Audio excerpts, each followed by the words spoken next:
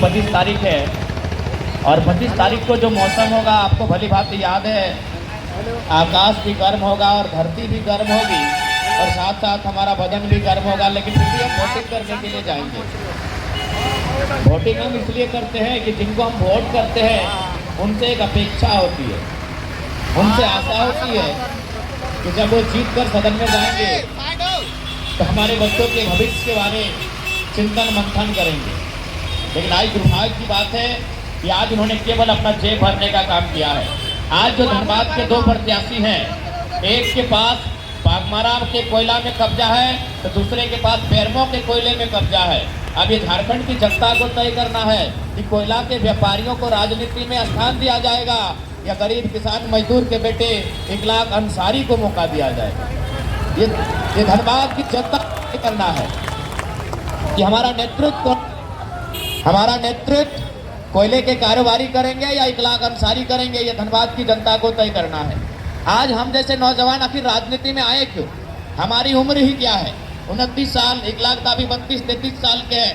आखिर हमारी उम्र क्या है जो लोकसभा के चुनाव में आए हैं?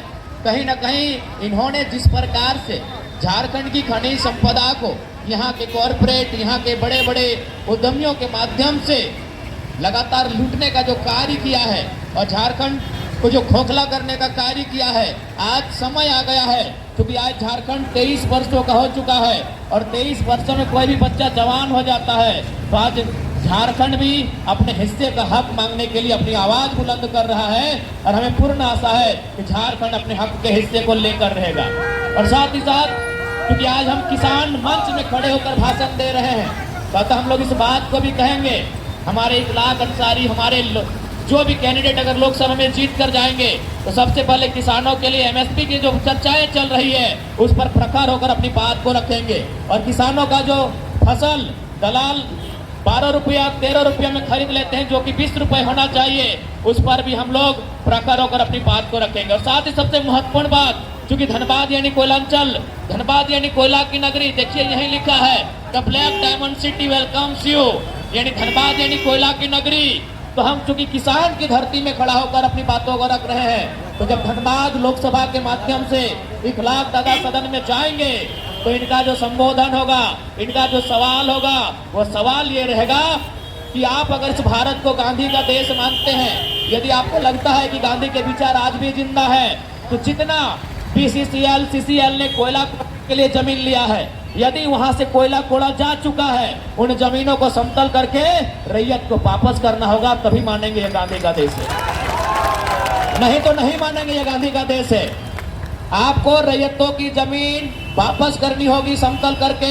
ये हमारा मुद्दा होगा लोकसभा के भीतर, ये मुद्दा होगा इकलाक अंसारी का लोकसभा के भीतर। अब किस मुंह से कहते हैं भारत किसानों का देश है? अब किस मुंह से कहते हैं भारत गांधी का देश है? अब मुंह से कुछ बोलते हैं, करते कुछ और हैं। अब ये नहीं चलेगा। हमने कोयला खोदने का कभी विरोध नहीं किया। अगर हम से देश जगमग होता है, बिल्कुल देश जगमग हो, लेकिन अगर कोयला खोद के खत्म किया जा चुका है, उस जमीन को समतल करके रैयत को वापस करना होगा, तभी ये गांधी का देश मानेंगे, तभी ये गांधी का देश मानेंगे। और सबसे महत्वपूर्ण बात ये भी रहेगी, यहाँ धनबाद बोकारो के अलावे झारखंड प्रदेश भारत देश को 27% कोयला देता है।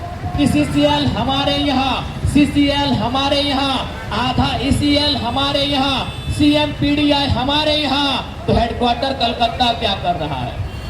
ये हमारा सवाल रहेगा कि हेडक्वार्टर कलकत्ता क्या कर रहा है? आखिर कब तक झारखंड के लोग केंद्र की नीतियों से चले जाएंगे?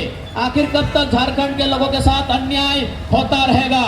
इसलिए हमारा ये सवाल ये भी रहेगा सदन में कि कोयला अगर हम देते हैं, कोयला अगर हम देते हैं तो कोल इंडिया का हेडक्वार्टर कलकत्ता नहीं, धनबाद या बोकारो होना चाहिए, जिस मिट्टी से आपको कोयला जाता है।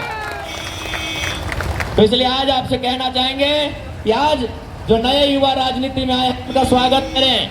और हम लोग सबसे खास बात मैं तमाम जनता को कहना चाहूंगा कि वोट आप उनको दीजिए जो सत्ता और संपत्ति के विकेंद्रीकरण की बात करते हो। इसलिए हम लोगों ने पहला ये भी घोषणा किया है कि जो भी हमारे संसद प्रत्याशी जीत के जाएंगे वो अपनी सांसद सैलरी का 75% जिस प्रकार कॉमरेड एकेरा राष्ट्रपति फंड में डोनेट करते थे, हम लोग जनता के बीच डोनेट करेंगे। इसी धनबाद की सरजमी में 3 टाइम एक सांसद हुआ करते थे, नाम था कॉमरेड एकेराय। वो अपनी सांसद की खुद की सैलरी भी नहीं लिया करते थे। हमारे भी सांसद 75% सैलरी जनता के हित में दान करने का काम करेंगे। ये हमारा एक बहुत ही प्रमुख डिसीजन रहेगा और इस बात को लेकर हम लोग आपको आश्वस्त करते हैं। बाकी सभी को जोहार झारखंड, जय झारखंड। इकलाक अंसारी को हेलमेट छाप में मुहर लगाकर भारी से भारी मतों से विजय बनावे और दिल्ली में इनके दस्तक से हम अपेक्षा रखते हैं। जय झारखंड, हार झारखंड।